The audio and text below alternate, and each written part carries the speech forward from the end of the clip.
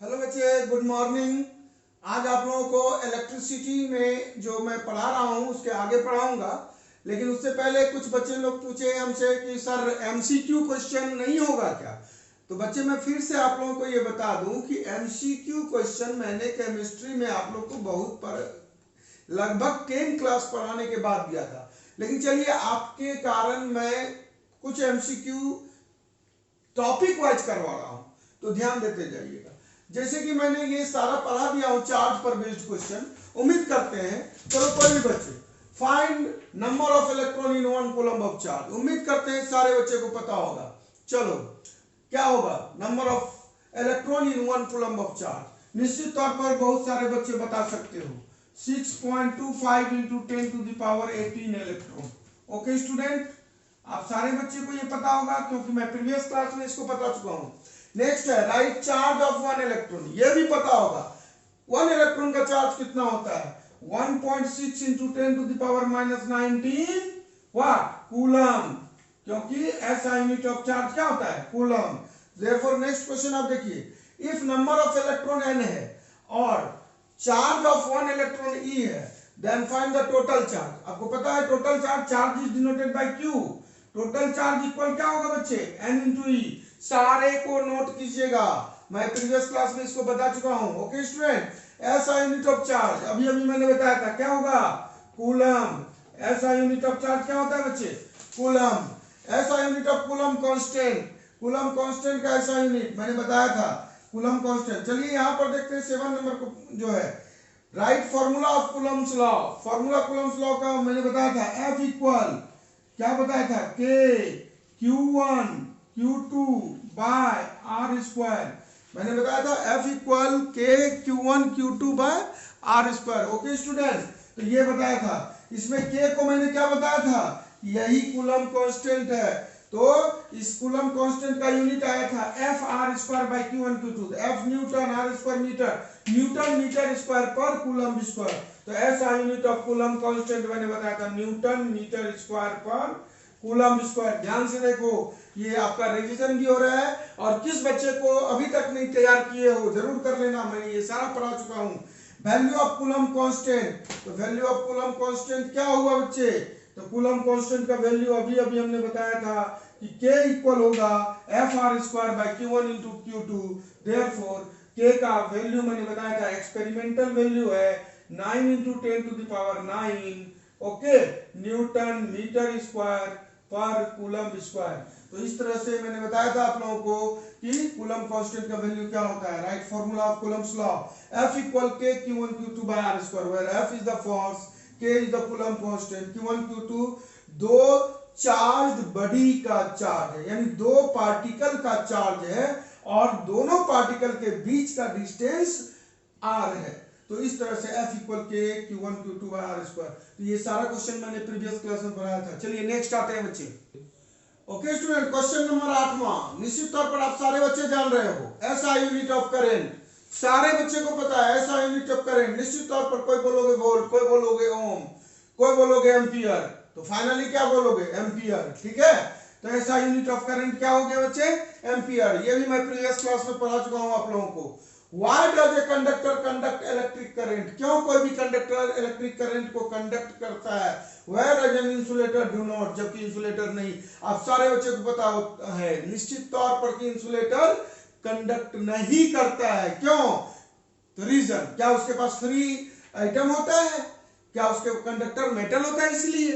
Overall जो भी point हो आपको पता है कि बी नंबर राइट आंसर होगा। क्यों, क्योंकि फ्री इलेक्ट्रॉन होता है। और मैंने बताया था प्रीवियस क्लास में कि इलेक्ट्रॉन फ्री होगा तभी कंडक्ट करेगा। और इंसुलेटर के पास, इंसुलेटर के बारे में मैंने बताया था कि कोई भी इलेक्ट्रॉन फ्री नहीं होता है। फ्री नहीं होगा तो वो मूव नहीं करेगा, वो बॉन्डेड होता है। इस कारण से फ्री इलेक्ट्रॉन ही रिस्पॉन्सिबल होता है किसी भी कंडक्टर को कंडक्ट करने के लिए इलेक्ट्रिक करंट, जबकि इंसुलेटर नहीं कर सकता है। Question number 10, A current of 0.5 ampere. देखिए ये न्यूमेरिकल प्रॉब्लम है, आप लोग को 1 मार्क्स का प्रॉब्लम है ये। Okay student, a conductor, A current of 0.5 ampere is drawn by a filament of electric bulb for 10 minutes. Find the amount of electric charge that flows through the circuit. तो electric charge क्या होगा तुरंत देखो, क्या क्या given है बच्चे, आपको तुरंत पता होना चाहिए। 0.5 एम्पियर करंट पता है, 0.5 एम्पियर। ओके स्टूडेंट, और क्या पता है, टाइम 10 मिनट्स। टाइम कितना है बच्चे, 10 मिनट्स। आपको पता है कि 10 मिनट्स को क्या करना चाहिए, तो निश्चित तौर पर ये ऐसा यूनिट में कन्वर्ट करो सेकेंड में, तो 10 into 60 that is 600 second. Okay student, I दिया हुआ है, टी दिया हुआ है, चार्ज निकालना है, तुरंत आप फॉर्मूला यूज करो, करंट इक्वल क्या होता है, चार्ज पर यूनिट टाइम। तो आपको कैलकुलेट करना है चार्ज, Q इक्वल आई इंटू टी। आई कितना है बच्चे, तो आई के बारे में आपको पता है 0.5, और टाइम कितना है 600, पॉइंट हटा दो, ओवरऑल देख लो कितना हुआ 300 कूलम। तो मैंने क्या कहा, अगर आपको चार्ज निकालना है, करंट गिवन है, टाइम गिवन है, तो I equal Q by T, charge per unit time. तो charge equal Q into I into T, I into T, I के जगह दिया हुआ 0.5 और टाइम आपको पता है 600 सेकेंड। चेक करो, आपको आ जाएगा 300 कूलम। इस तरीके से आपको 10 एमसीक्यू क्वेश्चन अभी तक मैंने बता दिया है। चलिए अभी आपको इसके आगे कुछ और क्वेश्चन के बाद मैं पोटेंशियल डिफरेंस के बारे में बताऊंगा, ध्यान देना। ओके स्टूडेंट, आगे क्वेश्चन देखो। ओके स्टूडेंट, नेक्स्ट क्वेश्चन आपके लिए ये है, question number 11, which device is used to measure electric current. उम्मीद करते हैं सारे बच्चे को पता होगा। कोई बोलोगे रियोस्टेट, कोई बोलोगे वोल्ट मीटर, कोई बोलोगे एमीटर, कोई नन ऑफ दीज भी बोल सकते हो क्या। चलिए, तो कौन सा डिवाइस को यूज करते हैं हम लोग इलेक्ट्रिक करंट का मेजरमेंट के लिए, निश्चित तौर पर हम बोल सकते हैं एमीटर, क्योंकि मैंने आपको प्रीवियस क्लास में बता चुका हूं। व्हाई डज एयर फ्लो, अब इसका आंसर बताओ, एयर क्यों फ्लो होता है। चलिए ये तो हम लोग पढ़ेंगे, इस क्वेश्चन को बताने का मीनिंग हुआ कि मैं पोटेंशियल डिफरेंस पढ़ाने वाला हूं। ओके स्टूडेंट, तो व्हाई डज एयर फ्लो, अब हम कहेंगे कि why does heat flow, why does air flow, why does current flow. तो ओवरऑल अगर देखें तो करंट फ्लो क्यों करता है, एयर फ्लो क्यों करता है, हीट फ्लो क्यों करता है, तो इन सबों के पीछे हम लोग जानते हैं एक टेम्परेचर डिफरेंस ऑप्शन दिया है, एक प्रेशर डिफरेंस ऑप्शन दिया है, एक अर्थ ग्रेविटेशन ऑप्शन दिए हैं और एक नन ऑफ दीज दिए हैं।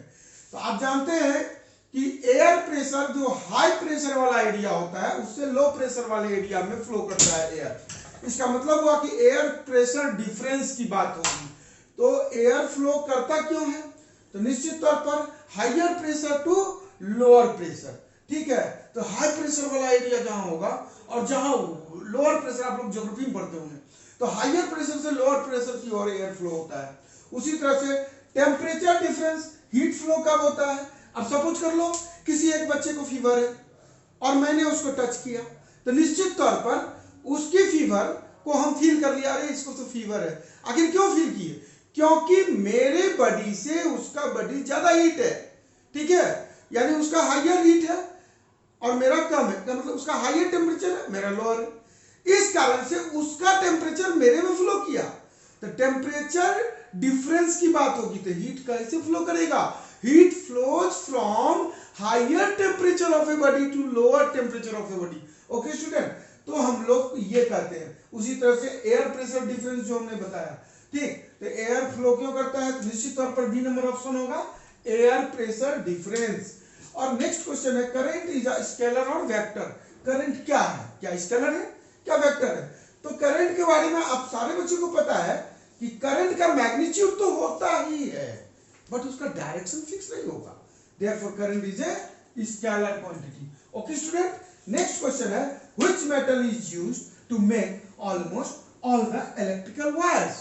किस मेटल का यूज लगभग सारे इलेक्ट्रिकल वायर्स के लिए किया जाता है। हम जानते हैं कि इलेक्ट्रिकल का कंडक्टर ये सारे हैं जो आपको ऑप्शन में दिया गया है, बट किस मेटल का यूज हम लोग मोस्टली सारे इलेक्ट्रिकल वायर्स, इसको समझने के लिए एक चीज देखो यहां पर कि किस मेटल का, आप अगर कॉपर का स्ट्रक्चर बनाते हो तो आप जानते हो कॉपर मेटल, ये न्यूक्लियस हुआ। ओके स्टूडेंट, आप जानते हैं कि ये न्यूक्लियस है और इस फर्स्ट ऑर्बिट में इसका 2 इलेक्ट्रॉन, किसी के भी फर्स्ट ऑर्बिट में इसके आउटर मतलब इसके सेकेंड ऑर्बिट में आपको पता है किसी के भी सेकेंड ऑर्बिट में मैक्सिमम 8 इलेक्ट्रॉन होगा। इसके बाद इसके थर्ड ऑर्बिट में आपको पता है कितना इलेक्ट्रॉन होगा, 18 इलेक्ट्रॉन। और लास्ट ऑर्बिट में कितना इलेक्ट्रॉन है, तो मैंने पढ़ाया था आप लोगों को इलेक्ट्रॉन फ्लो होता है। तो कॉपर का एटॉमिक स्ट्रक्चर हो गया, तो कॉपर के एटम के एक्सटर्नल सेल में एक इलेक्ट्रॉन है, ठीक है। चलो इसको कोई एक बच्चा क्लिक कर दो, ये इलेक्ट्रॉन हट गया। जैसे ही इलेक्ट्रॉन हट गया सारा इलेक्ट्रॉन मूव करने लगा, तो देयरफॉर हम लोग कहते हैं ये फ्री इलेक्ट्रॉन था। तो free electron is responsible for flow of electric current. तो इसका मतलब हुआ कि कॉपर का अगर एटॉमिक स्ट्रक्चर देखते हैं, आयरन का देखते हैं, एल्युमिनियम का देखते हैं, तो इसके आउटर मोस्ट में सिंगल इलेक्ट्रॉन है। इसको इजी वे में किक कर सकते हो, हटा सकते हो। Therefore copper is a good conductor of electricity, ठीक है। इस तरीके से हम लोग इसका कॉपर का यूज करते हैं। अब बच्चे नेक्स्ट टॉपिक पर हम लोग आते हैं, पोटेंशियल डिफरेंस क्या है। तो चलो हम लोग बात करते हैं। पोटेंशियल डिफरेंस तो हम जानते हैं, आप कुछ बच्चे पढ़े भी होंगे। चलो मैं और भी कुछ बेहतर बताने की कोशिश करता हूं, जिससे सारे बच्चे को पोटेंशियल डिफरेंस समझ में आ जाए। तो सबसे पहले एक वर्ड है बच्चे, पोटेंशियल क्या है। तो सबसे पहले हम लोग पोटेंशियल के बारे में बात करेंगे। पोटेंशियल है क्या, तो जनरल वे में बुकिश लैंग्वेज में हम लोग एक ही लाइन बोल देते हैं कि पोटेंशियल क्या है। हम लोग कहते हैं कि पोटेंशियल क्या है, कि मतलब इलेक्ट्रिक फील्ड में किसी चार्ज को कैरी किया जाता है, कहां से, इन्फिनिटी से किसी पॉइंट तक लाने में जितना वर्क करना पड़ता है, that is called potential. Okay student. तो चलो मैं यहां एक बात कह रहा हूं, सपोज करो कि ये कोई आप ही लोग में कोई हो, चलिए किसी बच्चे का नाम लेके दुख हो जाएगा, चलो ये साकेत है। ओके स्टूडेंट, मान लो कि ये साकेत है, अब है यहां पर इंफिनिटी है। ओके स्टूडेंट, यहां पर क्या है, इंफिनिटी है। आप इंफिनिटी का मतलब बहुत ही फार्देस्ट पॉइंट हो गया, आप बता नहीं सकते हो, लेकिन अभी हमको बताना है। तो सपोज करो ये इंफिनिटी है और यहां पर ये चार्ज है, ये क्या है बच्चे, चार्ज है। तो इंफिनिटी पर एक चार्ज है। अब ये साकेत नाम का बच्चा क्या किया, इस चार्ज को पकड़ा और इस चार्ज को लेकर के एक पॉइंट ए तक आ गया। ओके स्टूडेंट, इस पॉइंट ए तक आया। अब एक बात बताओ, तुम अपने स्कूल, कोई बच्चे विद्या विहार जाते हो अपने घर से, ऐसे चले गया, निश्चित तौर पर अगर गया तो वर्क किया होगा। क्या किया होगा, वर्क किया होगा, 100% है। कोई बच्चे स्कॉटिश गए होंगे अपने घर से, निश्चित तौर पर उसने भी वर्क किया। कोई बच्चे डिफरेंट स्कूल गए हैं, तो सभी ने कुछ ना कुछ वर्क किया। तो ये साकेत नाम का लड़का क्या किया कि इस चार्ज को उठा करके यहां तक लाया, कहां तक, एक पॉइंट ए तक।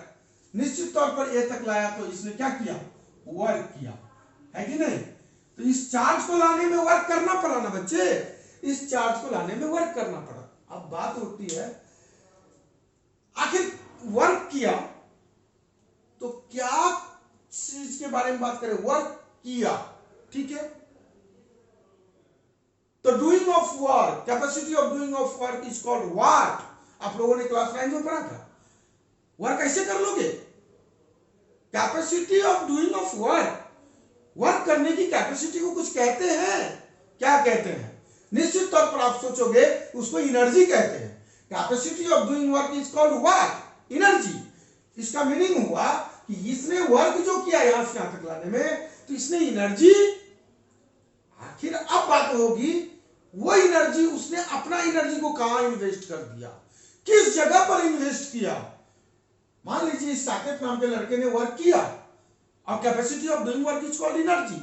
और हम लोग जानते हैं law of conservation of energy क्या कहता है, तो आप सारे बच्चे जान रहे हो कि law of conservation of energy क्या कहता है।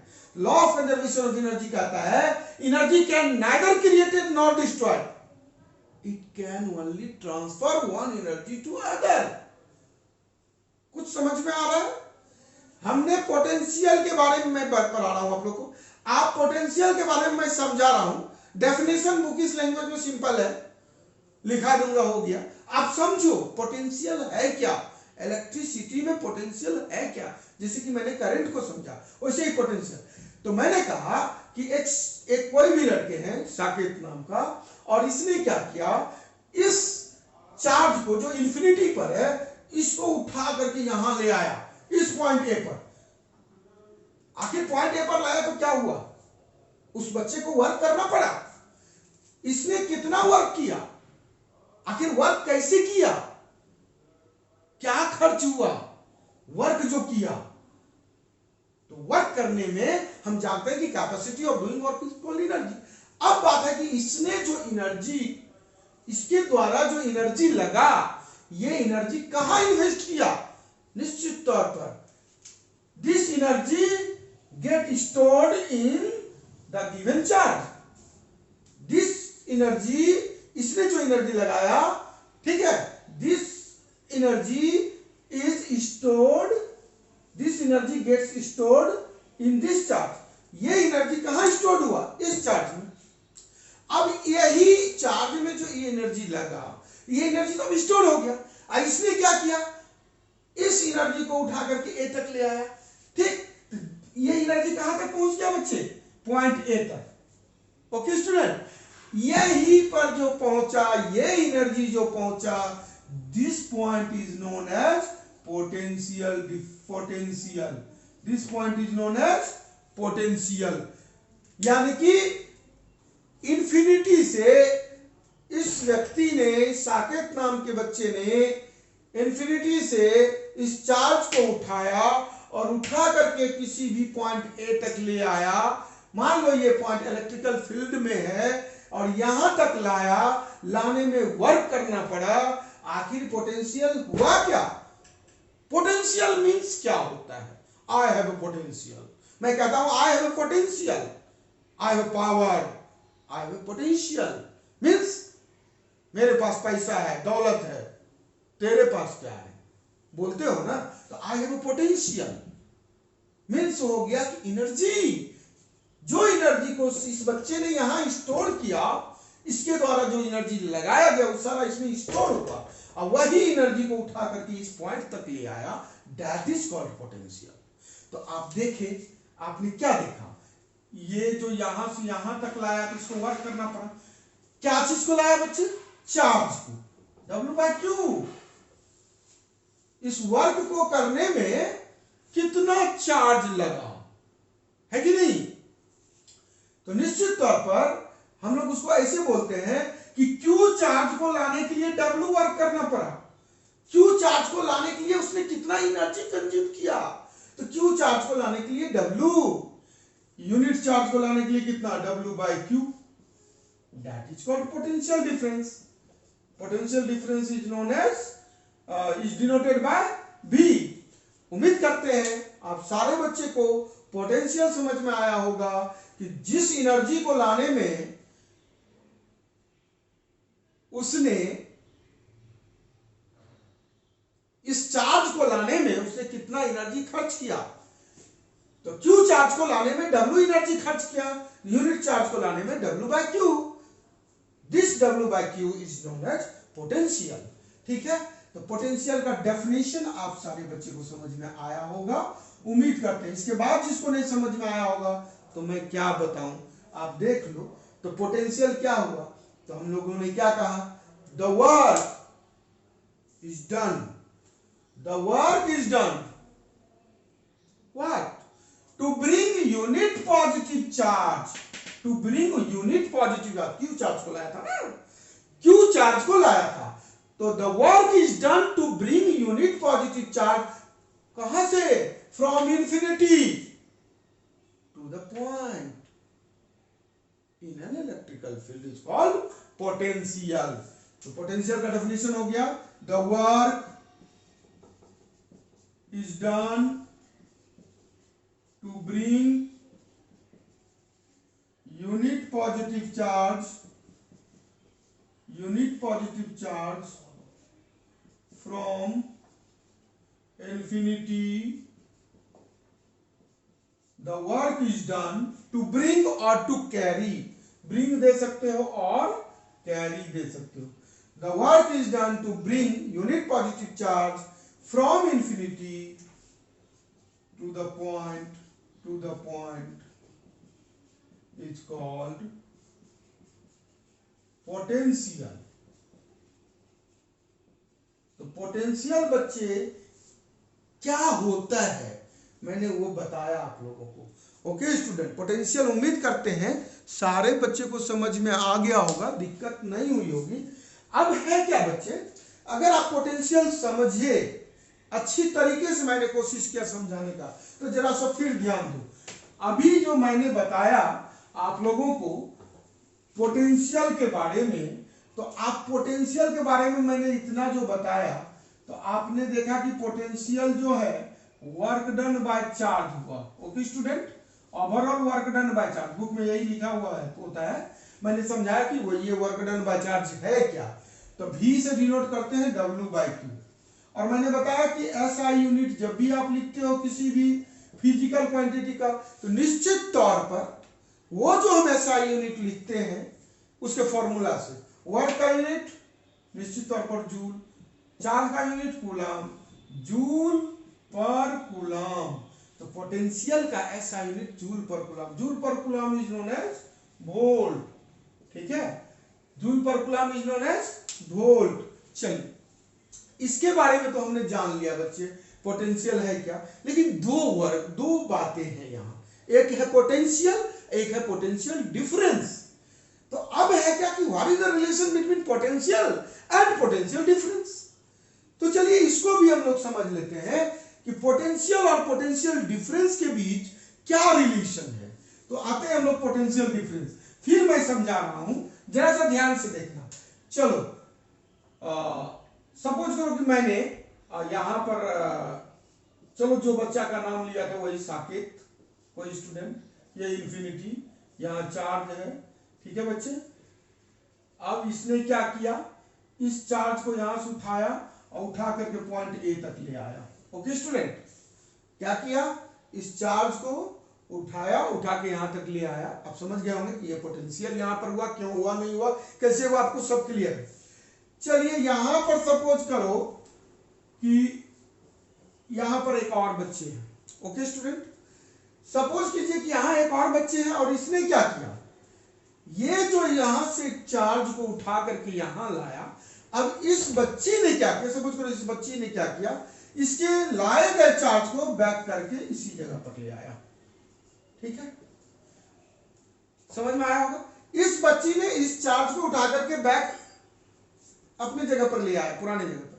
अब सोचो जरा सा, जब इसको उठा करके यहां लेके चले आया, तो अब क्या कर रहा है, फिर इसको गुस्सा आ गया और इसने फिर पूरे पावर से उठा करके यहां लाया. ओवरऑल आप चेक करो, इस पॉइंट पर क्या था बच्चे, पोटेंशियल, इस पॉइंट का पोटेंशियल VA.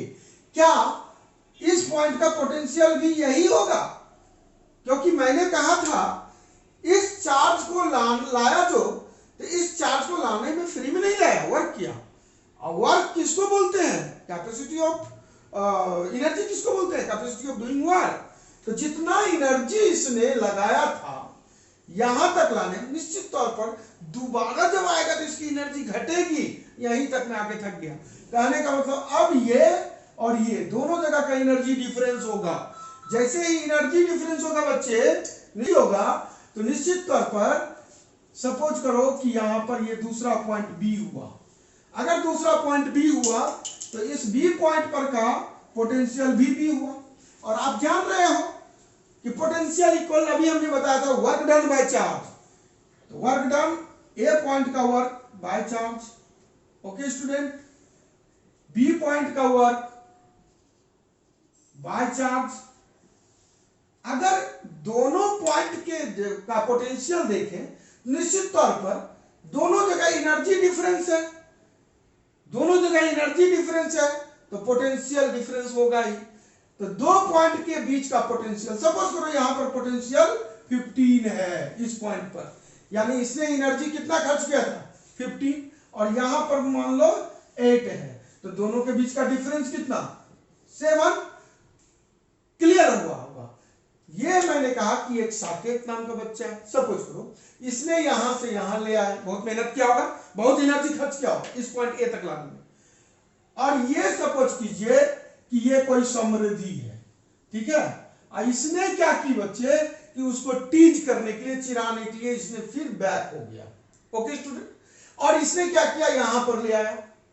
जैसे ही यहां पर लाया तो ये फिर गुस्सा हो गया, और इसने क्या किया कि फिर से उसको उठा करके यहां लाया। लेकिन बेचारा कितना एनर्जी कंज्यूम करेगा, थक गया, और आते आते यहां तक नहीं आके यहां आया। तो यही इस पॉइंट का पोटेंशियल और इस पॉइंट के पोटेंशियल के बीच का difference, that is called potential difference. तो सिंपल पोटेंशियल डिफरेंस का मीनिंग क्या हुआ, दो पॉइंट के बीच का पोटेंशियल का difference. Therefore VA minus VB is equal to WA by Q minus WB by Q is called potential difference. Therefore, we can say that what is the definition of potential difference? Easily, we can say that definition of potential difference: if the work is done to bring unit positive charge, same definition, बस जरा सा difference होगा। If work is done to bring unit positive charge from one point to other, एक point से दूसरे point तक लाने में जितना वर्क हुआ उसी को हम लोग क्या कहते हैं, पोटेंशियल डिफरेंस। तो पोटेंशियल बोलो बच्चे या पोटेंशियल डिफरेंस बोलो, हमको नहीं लग रहा है कि आप लोगों को कोई परेशानी होनी चाहिए। उम्मीद करते हैं कि सारे बच्चे को आज का जो क्लास है बहुत ही बेहतर लगा होगा। लेकिन इस पोटेंशियल डिफरेंस अभी खत्म नहीं हुआ, इस पर बेस्ड और भी बातें होंगी जो आज के क्लास में मैं इतना ही बता रहा हूं। आज का क्लास को ध्यान से कितना बच्चे समझे, क्योंकि कल इसी को आगे बढ़ा करके मैं फिर आप लोगों को 10 से 15 MCQ क्वेश्चन विथ न्यूमेरिकल देने वाला हूं। ठीक है बच्चे, thank you, have a nice day.